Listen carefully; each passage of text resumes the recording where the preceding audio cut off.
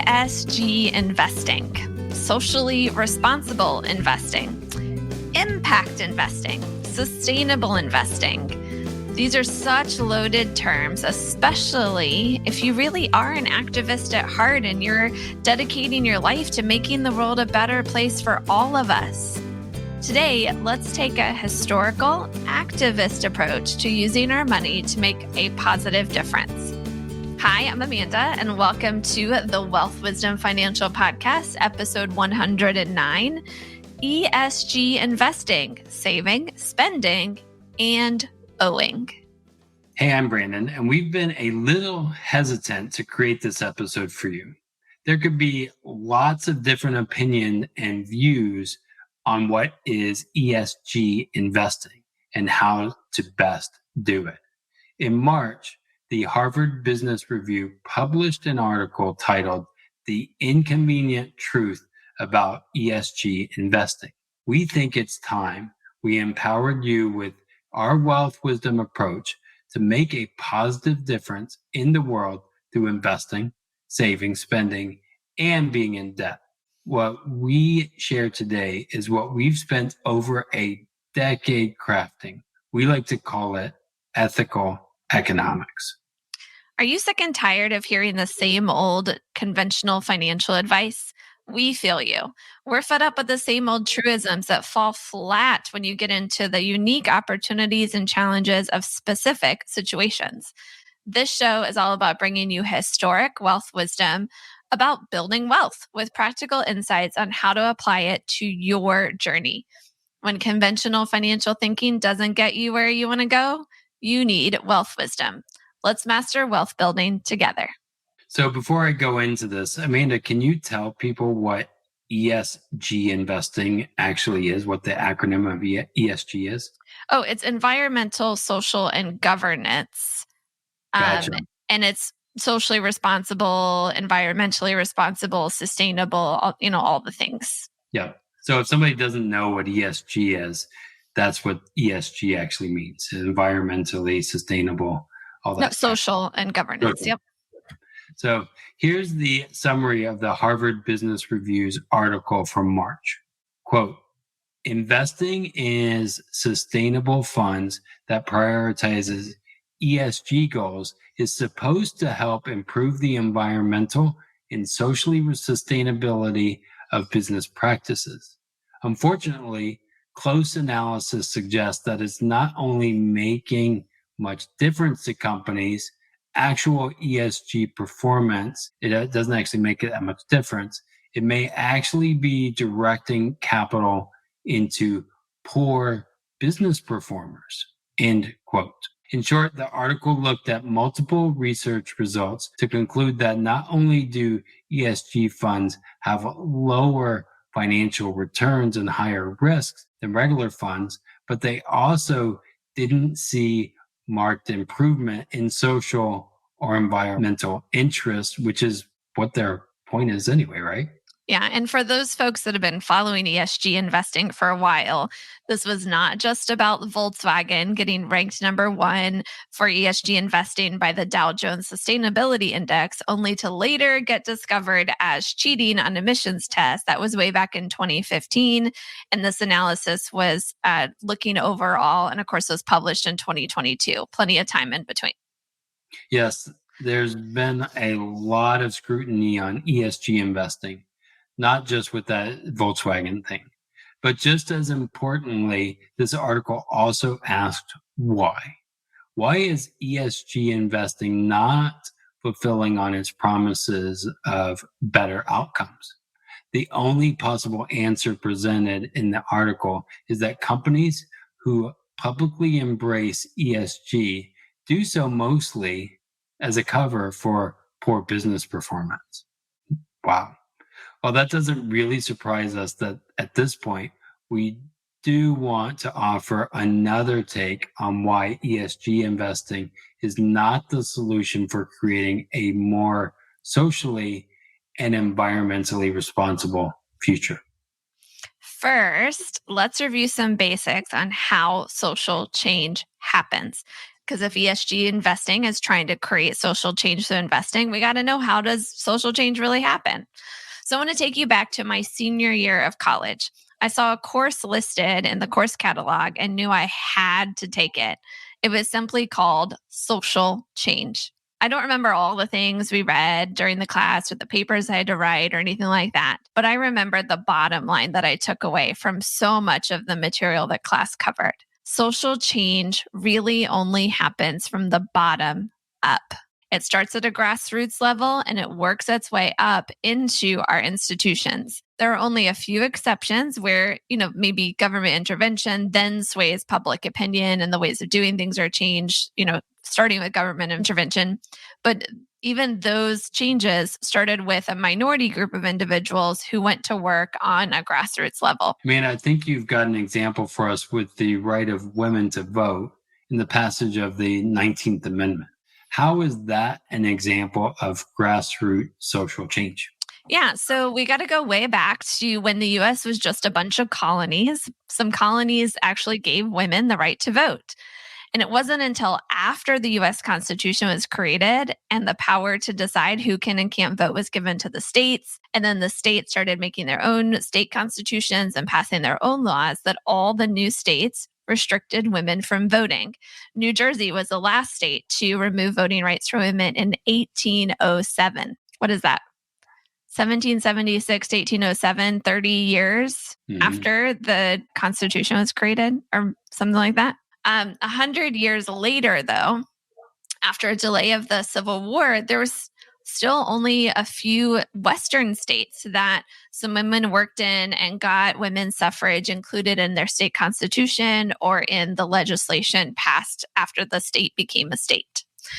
So how did the movement go from only 300 women and men in attendance at the 1848 Seneca Falls Convention in New York to 5,000 participants and 500,000 in the crowd and national media attention at the 1913 parade in Washington, D.C., the day before Woodrow Wilson's inauguration? That's a lot of people even nowadays. 500,000 people in 1913, that's a lot of travel time. Yeah. Well, between 1948 and 1913, or 1848 and 1913, these women and men organized women's clubs and organizations in cities and states across the country, from Susan B. Anthony to Sojourner Truth to Ida B. Wells to countless women and men whose names aren't well known. It became clear that they needed to address apathy among women in general. And that would only happen on a grassroots level, but that they had to get more people involved, more of them on their side so that they could get a universal right to vote for women, as well as other rights like to even be an attorney. Ultimately, more likely than not, Woodrow Wilson ended up helping push through the 19th Amendment by making an appeal on the Senate floor, which is an unprecedented action at that time, so that he wouldn't lose face to keep his political favor. He even called a special session of Congress to finally get the 19th Amendment approved. None of this pressure would have been there if it weren't for these individuals working in communities across the nation, swaying public opinion and putting pressure on politicians to do the right thing. Notably, nowhere in this story that I could find were the major capitalists of the time. For example, even though many of these community groups used Carnegie Hall to meet in and organize from, Andrew Carnegie himself, the richest individual in 1919, did not publicly say his support in favor or against with the women's right to vote. But we do know his wife, Louise, did not support the women's rights movement. We could take this example and apply it to so many social change movements today. As much as it's easy to think that the powers that be control our lives, we have so much more power at the grassroots level than we realize sometimes. So be sure you've listened to our last episode about how to claim more power over your financial future. Today, we want to share with you a movement that's already happening and how participating in it might just be your way to make the world a better place with your money. Brandon, where should we go next? We talked about how social change works. What's next? Yeah, let's review some of the ways many activists try to put their dollars towards worthy causes or Yeah, causes they feel that are worthy. Yeah. So we actually came up with 5 major ways most people try to direct their money toward positive change. Brandon, why don't you do number 1? Yeah, donating, of course, giving funds to those causes that they feel worthy and doing great work. Amazing, right? That's a great way to do it. There's something to be said for making as much money as you can so that you can be as generous as you can. But the question is, do the ends justify the means? Which is why a lot of people turn toward number 2, boycotting, not buying from companies that are causing more harm than good. The great strategy, but for this to work, there needs to be a critical mass for that boycotting to hit the company where it really hurts their bottom line and to make a big enough impact there. One of our favorites is fair and direct trade, being, former coffee shop owners, actively buying from companies that are doing good and have the accountability to show for it. This is one of my favorite strategies, but it's often the one to get cut as soon as inflation kicks in. Fair and direct trade products are often more expensive, and when things get tight, it can be hard to continue to support those efforts. Number 4 is to shop local. Support small local companies who often do the most good in our communities. Here you have to be careful how you define local. Your closest big box store is not local. The owners need to live locally. It's not just the physical location close by. It's also starting to get more and more impractical because it's harder and harder for small local companies to compete with the big businesses. This is a very nuanced idea of big versus small business that's being even more complicated by supply chain issues and mergers and acquisitions taken off and so on and so forth. So in short, keep shopping small when you can and do your best here, but this might have limited effectiveness in the future. And in the spirit of that whole idea of reduce, reuse, recycle, even buying from secondhand stores can be a very great way to make a social and environmental impact with your purchases. I mean, as poor entrepreneurs, we use this strategy as a great way to make a positive difference when we had few funds to put towards good causes and brands because we didn't have that much money. Yeah. So there you go. 5 ways to direct your money toward positive social change: donating, boycotting, buying fair and direct trade, shopping local, and buying secondhand. The problem is that all of these efforts are about the money that leaves your hands. What about the money you want to keep, saving and investing for your future? That might even be more, right? Bigger. Right. Hopefully. Yeah. For many, that's where local credit unions are favored over big banks and savings accounts. This ties into the shop local strategy discussed earlier. Local credit unions are often more tied to their neighborhood and participating in community-based efforts than those larger national banks. And then ultimately, ESG investing is what's trying to solve how do you direct your investments toward positive social change through the stock market.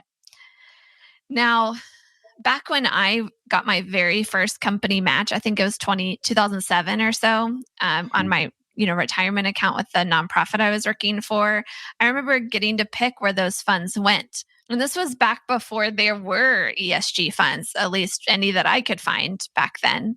My only strategy was to look at the companies included in the different fund options I was given, and then to knock out any of the funds if I saw a company that I thought was doing more harm than good in the world. And I had a list of companies that if these funds invested in those companies, I wouldn't pick those funds. And I finally found one that didn't have any of those companies listed. It was difficult. And even though I found that company, I was still very uneasy about it.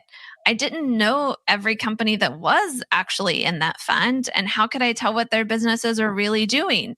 Who was I really investing in and why? And I wanted to have a diversified portfolio. I didn't want to just pick, one or two companies I believed in. So these funds, especially with the 403B, I almost had to go into mutual funds. I couldn't choose individual stocks. So I was like, well, this is the best I can do, but I hope I find something better. Now, fast forward to the past couple years, I actually found an author who put my feelings and thoughts into words. And I was like, this is what I've been feeling, but I couldn't articulate. Now, I'm not going to, he goes pages and pages in a book describing this. If you want to check out the book, it's called Sacred Economics by Charles Eisenstein. And it's in the last third of the book that he finally gets to socially conscious investing. It's a big book. So let me summarize. The first thing you have to remember is that one of the basic principles of what it means to be a corporation. In the United States, a corporation must put shareholder value above any other stakeholder value. That means a corporation must put profits ahead of any social, environmental, or governance goals. Any company who takes on investors or issues stock has a focus on quarterly earnings profits and stock values. They can't put the same focus on any other goals. They can't have two masters. They will always put one ahead of the other. So practically what you're saying is that if a company does organize for a social mission, but then does an IPO, and becomes a publicly traded company, that's what a lot of people want to actually do, right? They think so anyway. They're putting that social mission under a mission to do well for the shareholders first.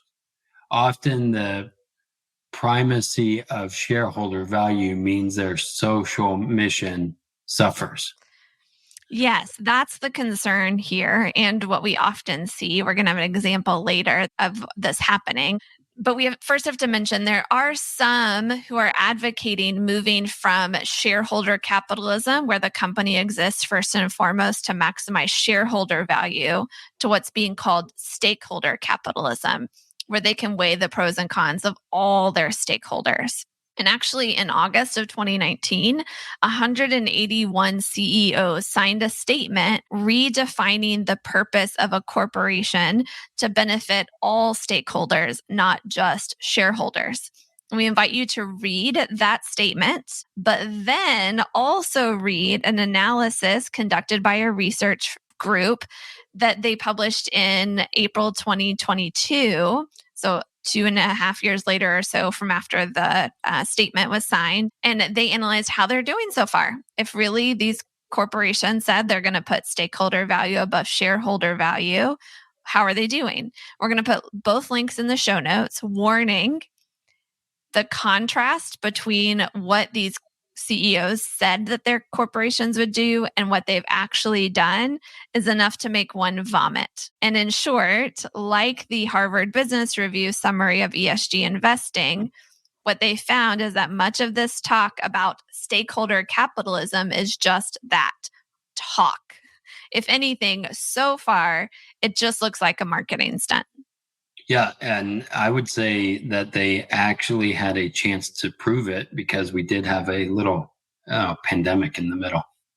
Right.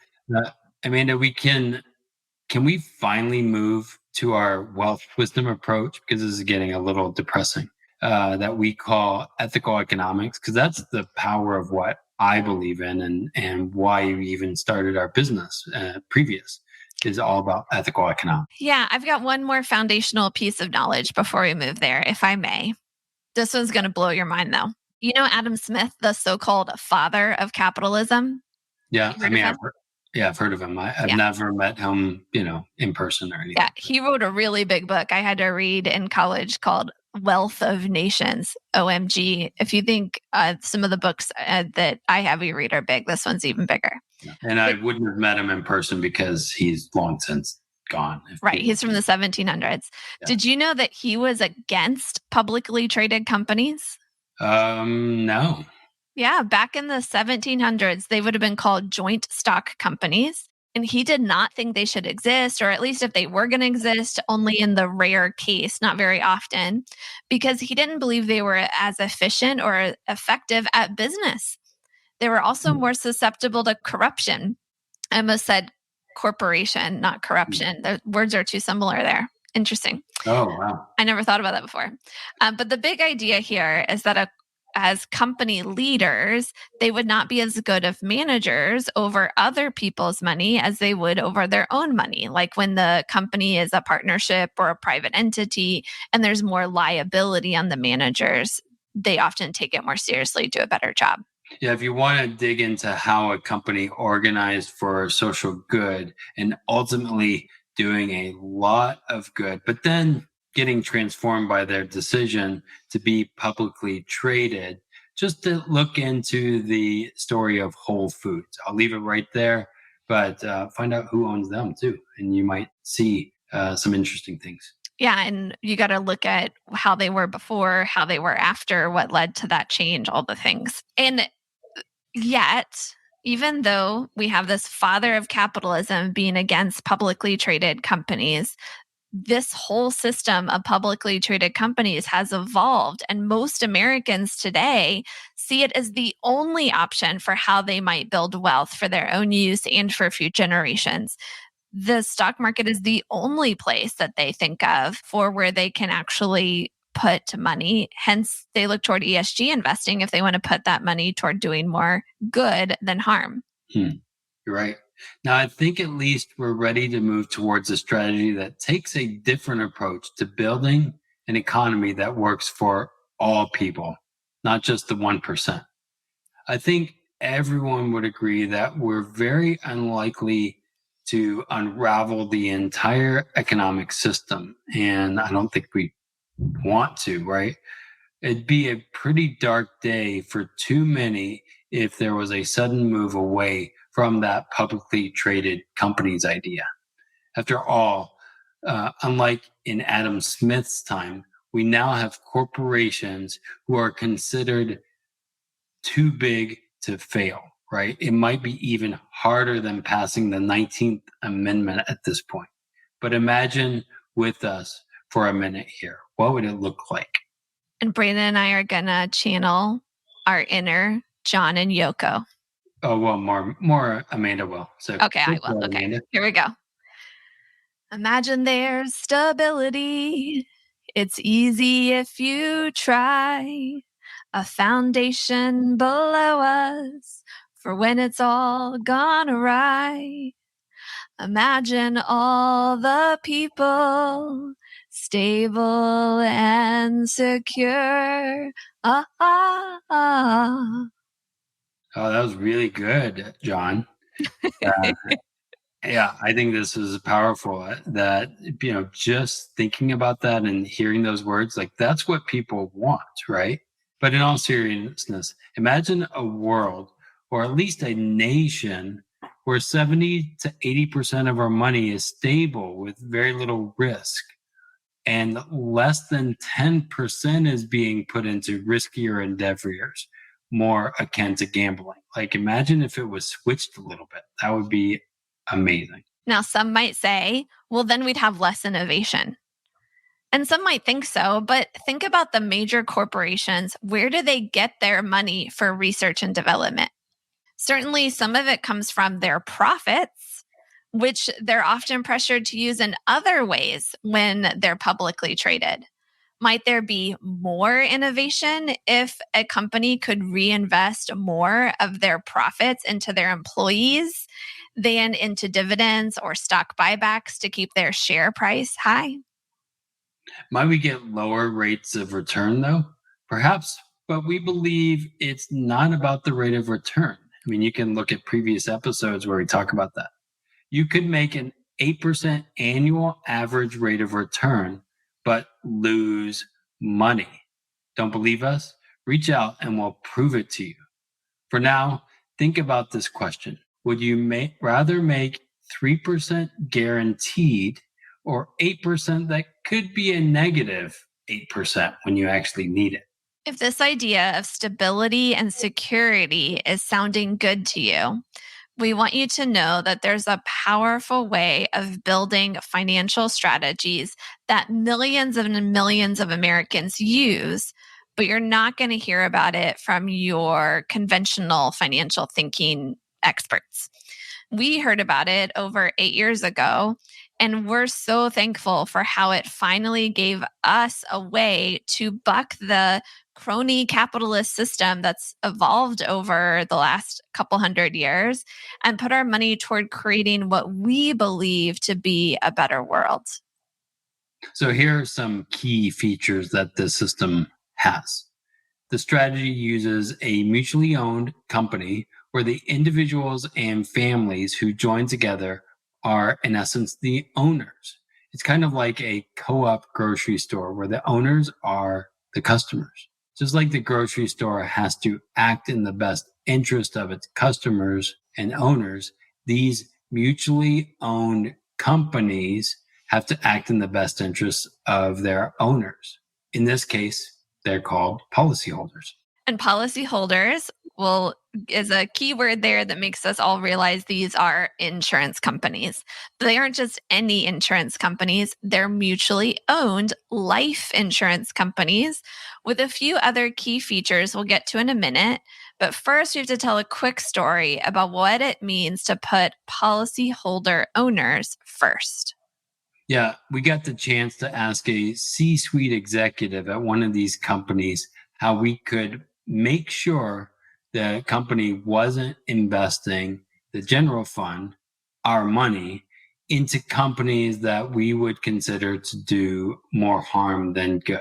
Yeah, unlike those mutual funds I was looking at for my 403b back in the day, I couldn't see a list of the companies that this life insurance company was investing in, even though I was one of the owners. I could see like a breakdown of percentages to this type of asset and percentage to that, and I was like, how do we make sure we trust this?